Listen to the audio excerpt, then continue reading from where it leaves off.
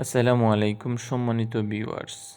সিলেট শহর ঘুরতে আসলেই সবাই অবশ্যই কম বেশ সবাই হজরত শাহজালাল রহমতুল্লাহ আলাইহি এর কবরস্থান ভিজিট করতে আসে। সবার মতো করে আমরাও আসলাম।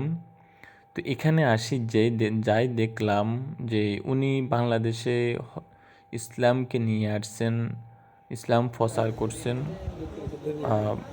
অবশ্যই যেন আমরা আল্লাহর কাছে প্রার্থনা করব ওনাকে যেন জান্নাতের সর্বোচ্চ স্থান দান করে। এখন আমরা এখানে যে দেখলাম আসি, এখানে সবাই কবর পূজা করতেছে, ওনার কাছে চাওয়া হইতেছে, টাকা দান করতেছে, মানে ইত্যাদি অনাকাঙ্ক্ষিত।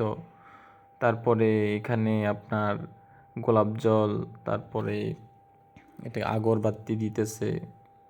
হ্যাঁ, তো এখানে আসলে আল্লাহ তো বলছে ইয়াকা নাবুদু ওয়া ইয়াকা নাস্তাইন, আমরা তোমারই ইবাদত করি এবং তোমারই সাহায্য প্রার্থনা করি। কিন্তু এখানে আসি আমরা যা দেখলাম পুরোটা উল্টো। এখানে আল্লাহর কাছে কিছু চাওয়া হয় না, উল্টো ওনার কাছে কিছু চাওয়া হইতেছে। এখন এটা তো বাংলাদেশের আর ইসলামের রিপুটেশন নষ্ট করা হচ্ছে এবং ইসলামটাকে বিকৃত করা প্রতিনিয়ত করতেছে। এই জন্য আমাদের বাংলাদেশে যে সিলেট শহরের কেউ প্রতিবাদক মনে হয় না করে।